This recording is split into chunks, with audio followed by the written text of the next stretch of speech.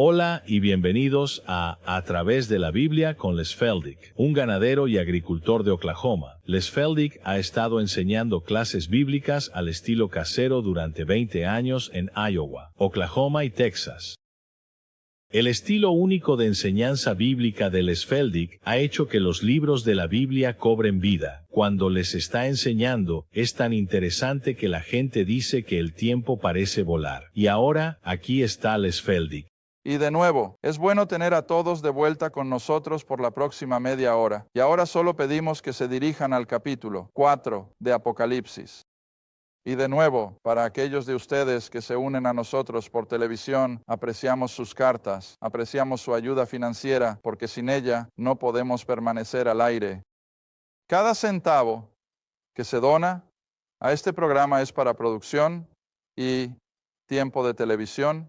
No se pagan salarios, no hay remuneración para las personas. Queremos que todos lo sepan y, como he enfatizado tan a menudo, soy solo un laico. Mi esposa es enfermera registrada a tiempo completo, así que no dependemos de ningún dinero del ministerio para nuestros gastos familiares. Solo esperamos que todos aprecien eso. Está bien, ahora como prometimos, vamos a comenzar un estudio bastante profundo del libro de Apocalipsis. Un libro que creo que después de haberlo recorrido conmigo una vez, descubrirás que es un libro emocionante. No es tan difícil de entender y sé que muchas personas han sido instruidas para alejarse de él, dejarlo en paz. De todos modos, no puedes entenderlo. Conduciendo hoy, recordé que cuando cultivábamos en Iowa, tenía clase en casa y enseñábamos Apocalipsis un invierno. Y como suele suceder en esa parte del país, se vio afectada por una tremenda tormenta de nieve. Y allí, por supuesto, los agricultores son conscientes de la posibilidad de que los viajeros queden varados y tengan que entrar y pasar la noche. Bueno, sucedió una de estas tormentas de nieve, golpeó, dejando a una pareja varada en la carretera. La casa más cercana era la de un compañero y su esposa que habían estado en mi clase enseñando Apocalipsis. Así que durante el proceso de esa tormenta y estando encerrados, por supuesto, en 4 paredes, tuvieron mucho tiempo para hablar y él le estaba compartiendo lo que habían estado aprendiendo del libro de Apocalipsis. Resultó que este compañero era un pastor, él y su esposa, de una de nuestras grandes denominaciones, y cuando expresó que estaban estudiando el libro de Apocalipsis, simplemente dijo con indiferencia que nunca prestaban atención a ese libro. Dijo que simplemente no sentían que hubiera algo en él que fuera apropiado y, en consecuencia, dijo que no tenían ningún interés en él.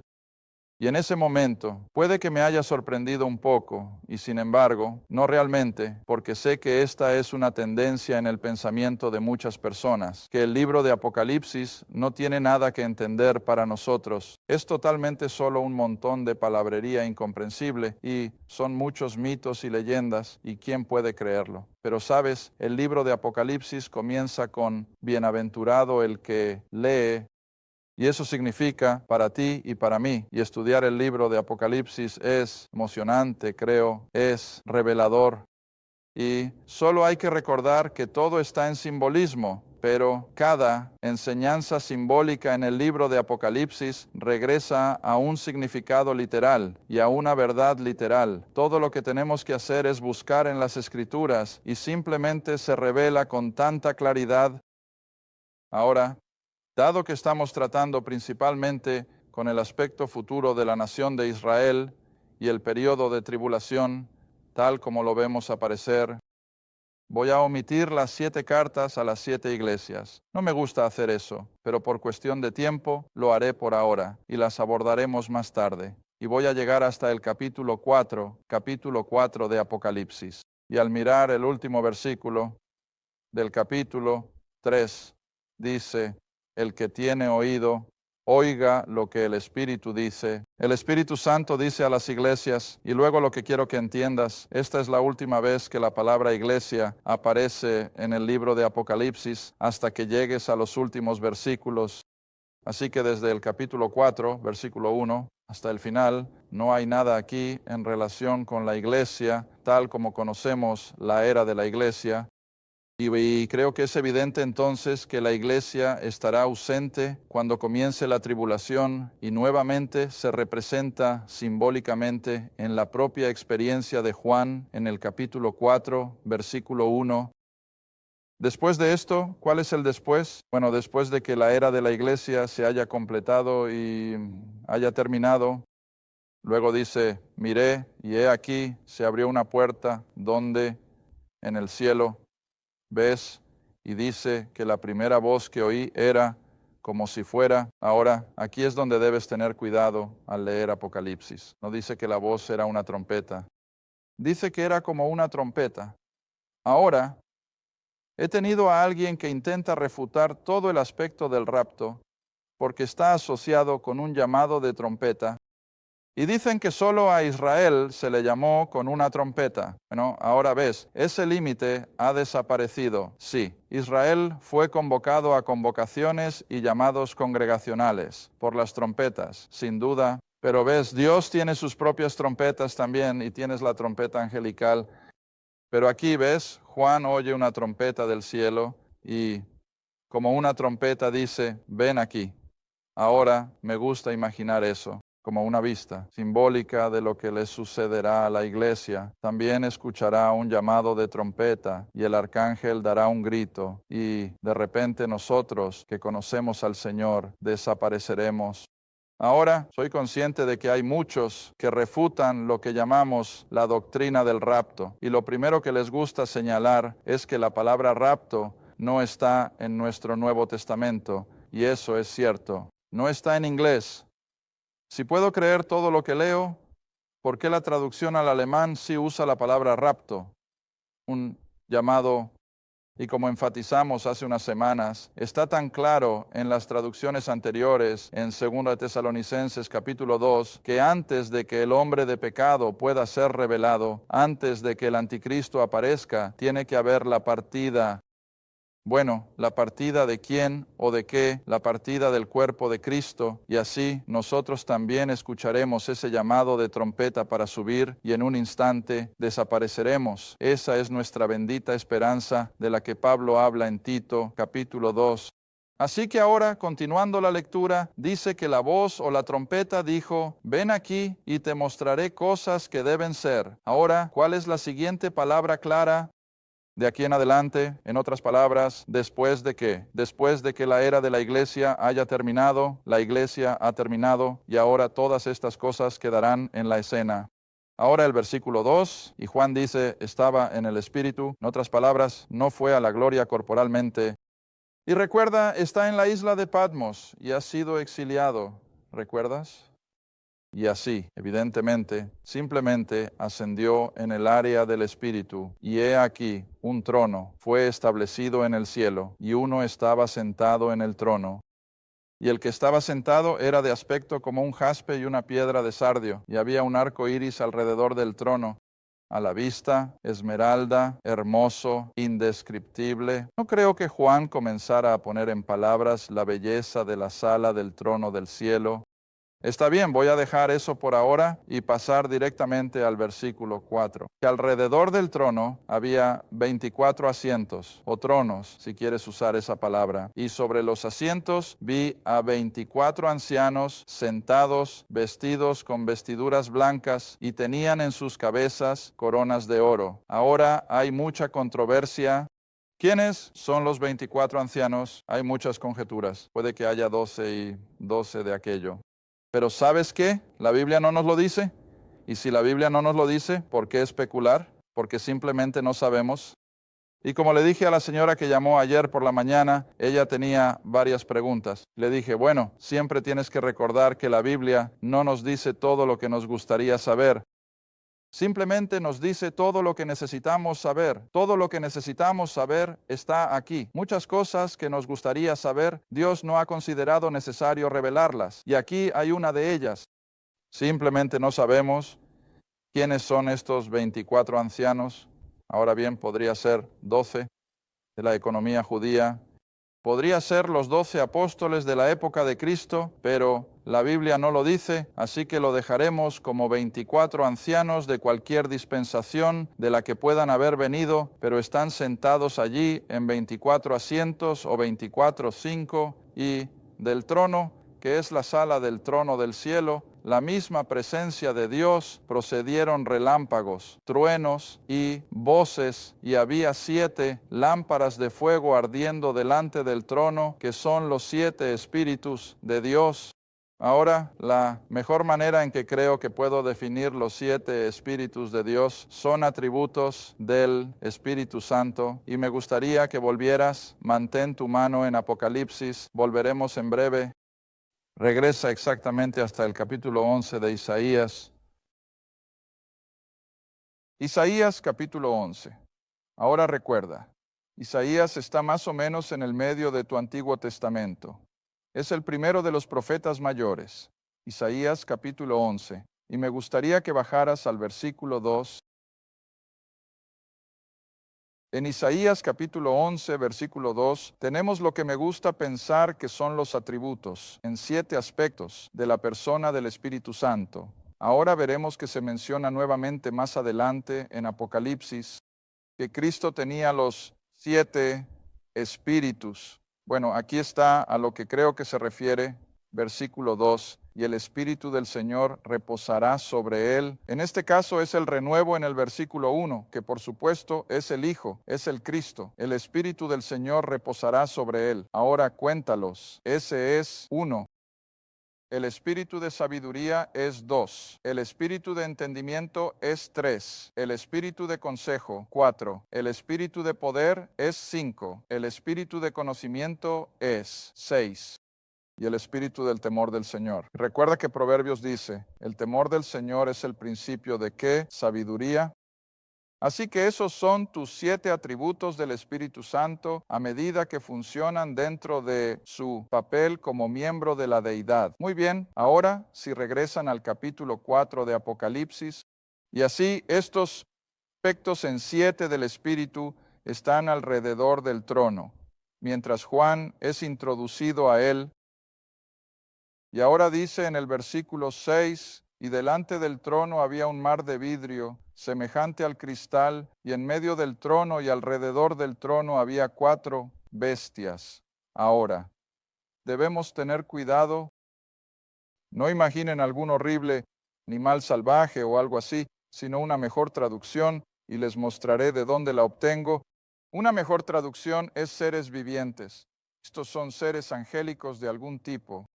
Y así alrededor del trono tenemos estos seres vivientes, llenos de ojos, por delante y por detrás. Ahora les mostraré en un minuto de dónde obtengo los seres vivientes, pero antes de regresar, avancemos al versículo 7 y 8, porque aquí hay algunas hermosas ilustraciones nuevamente de cómo toda la escritura encaja. A pesar de que esto fue escrito por Juan alrededor del 90 después de Cristo, vamos a ver que encaja con las imágenes de Cristo en los 4 evangelios y va a retratar la descripción exacta de Ezequiel desde el Antiguo Testamento. Pero terminemos estos 2 versículos y luego volveremos a mirarlos. La primera criatura viviente era como un león. La segunda criatura viviente como un ternero o un buey. La tercera criatura viviente tenía un rostro como el de un hombre. Y la cuarta criatura era como un águila voladora. Muy bien, pongámoslas en la pizarra. Voy a usar la línea de tiempo después, así que la dejaremos ahí. Pero aquí, tenemos primero en estos seres vivientes. El primero era como un león.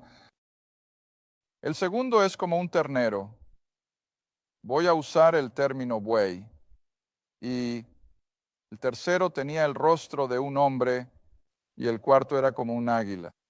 Para eso está aquí en Apocalipsis. Muy bien, ahora regresa conmigo a Ezequiel capítulo, creo que es el capítulo 1. Tengo que mirar un segundo. Ezequiel, es el capítulo 1 o 2, pero lo encontraremos en un segundo. En Ezequiel capítulo 1. Ezequiel capítulo 1. Ahora recuerda que te dije hace varias semanas que hay 3 libros en nuestra Biblia escritos por judíos de fuera de la tierra. ¿Recuerdas eso? El libro de Ezequiel es uno de ellos, el libro de Daniel es el segundo, y el libro de Apocalipsis es el tercero, todos escritos por judíos fuera de la tierra de Palestina. Daniel escribe desde Babilonia y Media Persia.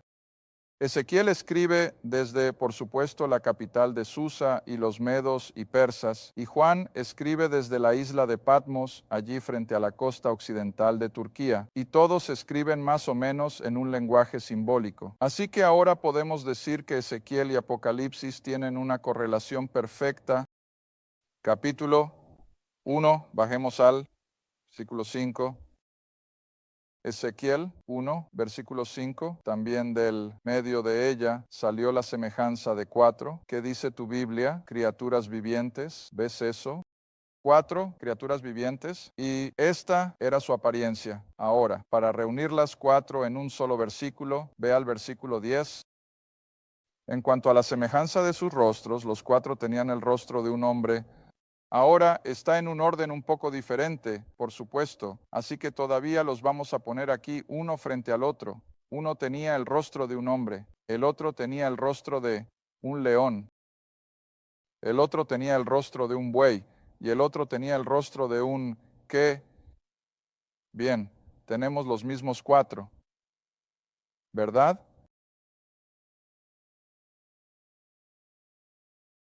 Ahora les voy a preguntar algo. Todos han estado en la escuela dominical toda su vida. Todos han escuchado sermones toda su vida. Estoy bastante seguro de que todos saben esto. ¿Cómo se representa a Cristo en el libro de Mateo? Se le representa como el qué, el rey. ¿No es así? Mateo lo presenta como el rey. Marcos lo presenta como el siervo. Lucas lo presenta como el Hijo del Hombre.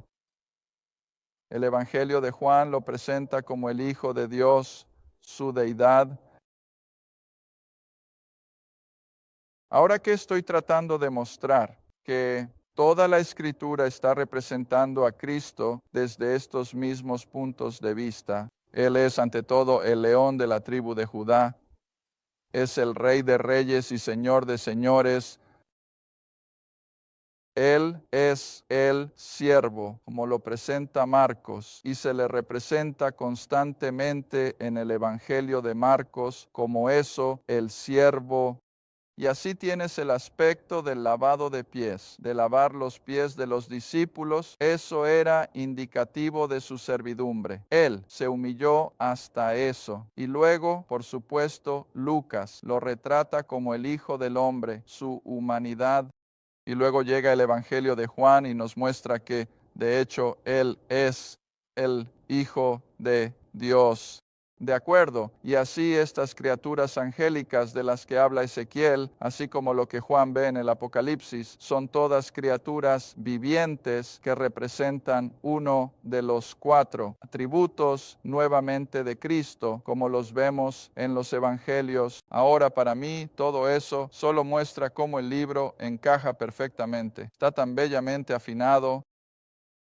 Ahora recuérdame una carta que recibimos de un caballero de Pensilvania. Dijo, la Biblia finalmente está comenzando a funcionar como una máquina bien afinada. Bueno, sabes, me gusta eso. Él era un agricultor, por supuesto, y somos conscientes de que cuando una máquina funciona bien, no escuchas nada más que ese zumbido constante, ¿ves? Y cuando algo sale mal, de repente hay un clic-clac y así sucesivamente, sabes que tienes un problema. Pero una máquina ajustada, y eso es lo que es este libro, está tan ajustado. Y por eso, ya sabes, me molesta cuando la gente dice, bueno, está lleno de contradicciones, está lleno de errores. No, no lo está, no está lleno de contradicciones. Siempre que hay una aparente contradicción, es una diferencia programática. Lo que la Biblia dice a la nación de Israel bajo la ley va a ser diferente de lo que Él nos dice bajo la gracia, pero eso no es una contradicción, simplemente un cambio de operandi, ¿ves? Está bien, ahora al volver a Apocalipsis, si quieres, de nuevo al capítulo 4. Ahora que él ve estos seres, versículo 8, y las 4 criaturas vivientes tenían cada una 6 alas y estaban llenas de ojos por dentro y no cesan de día y de noche, diciendo, Santo, Santo, Santo es el Señor Dios Todopoderoso, que era, es y ha de venir. Bueno, ¿de qué habla eso? Desde su eternidad pasada hasta el presente y el futuro, Él es el mismo, Dios soberano, eterno del universo. Ahora bien, versículo 9. Y cuando esas criaturas vivientes dan gloria, honra y gracias a aquel que está sentado en el trono, que vive por los siglos de los siglos, ahora los 24 ancianos se involucran y también se postran y adoran a aquel que está sentado en el trono. Adoran a aquel que vive por los siglos de los siglos y echan sus coronas delante del trono, diciendo, Eres digno, oh Señor, de recibir gloria, honra y poder. ¿Por qué? Porque tú has creado todas las cosas. ¿Ves? Él ha creado todo, no simplemente sucedió, no simplemente evolucionó, todo fue creado por el Creador y para su placer son y fueron creados. Y ya sabes, alguien me llamó hace un tiempo y él dijo, sabes, hasta que empecé a venir a tu clase, dijo, realmente no leía. Cada palabra, y eso es lo que estoy tratando de que la gente haga. Y él dijo, de repente me di cuenta, dijo, siempre nos han enseñado y siempre he tenido la mentalidad de que cuando recibamos la gloria, vamos a tomar nuestras recompensas y nuestras coronas y arrojarlas a sus pies. Pero él dijo, este es el versículo del que lo obtuvimos, y no somos nosotros quienes hacemos eso, pero ¿quién es? Bueno, son los 24 ancianos, ahora nosotros podemos, pero las escrituras no dicen que lo haremos. Estos 24 ancianos lo harán. Ahora ves, eso hace toda la diferencia en el mundo. Pero es tan fácil tomar un versículo de la Escritura y simplemente sacarlo de su contexto y hacer una afirmación a partir de él. Y simplemente no estoy de acuerdo con eso. Ahora, como dije, nosotros podemos, de hecho, ciertamente deberíamos ser dignos de no guardar esas cosas para nosotros, pero las Escrituras no dicen que lo haremos, sino que los 24 ancianos lo hacen. Bueno, de todos modos, ahora pasamos al capítulo 5, y todo lo que estoy tratando de que hagas es tener cuidado con lo que lees y cómo lo lees. Hace toda la diferencia en el mundo.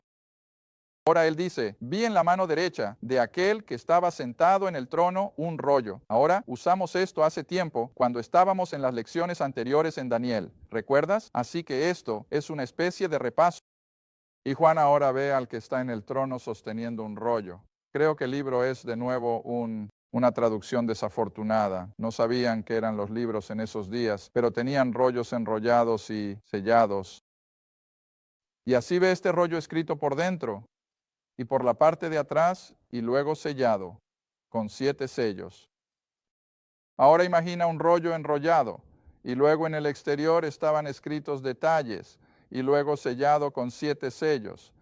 Ahora, por supuesto, esto es una alusión a la economía del Antiguo Testamento nuevamente volviendo a Israel en los días del Antiguo Testamento y tenían todo el derecho y privilegio de hipotecar su propiedad. Las hipotecas no son nuevas, pensamos que es estrictamente del siglo XX, pero las hipotecas no son nada nuevo. Y así, hace mucho tiempo, especialmente en la época de Ruth y Boaz, podían hipotecar su propiedad, pero no lo hicieron. Si se encontraban en un aprieto y la hipoteca vencía y no podían pagarla, perderían su propiedad o podrían acudir a un pariente más cercano. Y eso era primordial. Esa era una de las primeras exigencias. Podían acudir a un pariente más cercano y si él tenía los recursos, si tenía los fondos y la riqueza y si quería, ahí tienes los 3 requisitos para saldar una hipoteca. Tenía que haber un pariente cercano, tenía que tener los recursos y tenía que estar dispuesto. Entonces podría saldar la hipoteca y el pariente cercano podría mantenerla en la familia. Y por supuesto, esta era la idea principal en Israel, que las familias mantuvieran sus herencias. Ahora, Tenemos la misma imagen aquí de una hipoteca y dice que estaba escrita por dentro, así como por fuera. Ahora sabemos que es una hipoteca porque así lo hacían en Israel. Los detalles privados se escribían ocultos al público, pero el público necesitaba, en otras palabras, saber a quién estaba hipotecada esa propiedad y a quién pertenecía. Eso se escribiría por fuera, igual que hacemos cuando registramos algo en el juzgado. No era tan diferente.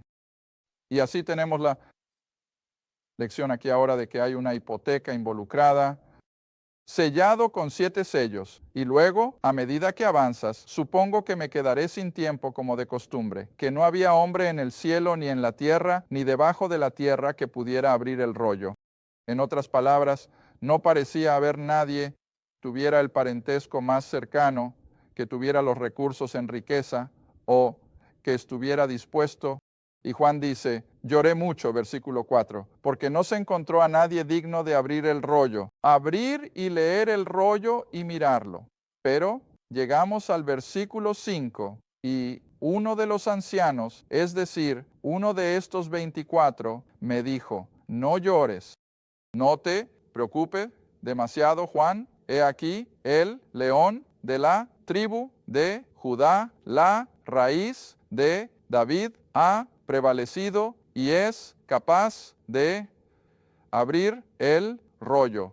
¿Y quién es el león de la tribu de Judá? Cristo. B, Dios el Hijo. Y luego en el versículo 6, y miré, y he aquí, en medio del trono y de las 4 criaturas vivientes, y en medio de los ancianos, estaba un cordero. Mencioné en una de mis clases hace unas semanas que, si no me equivoco, alguien regresó anoche y dijo, no, gracias, tenías razón.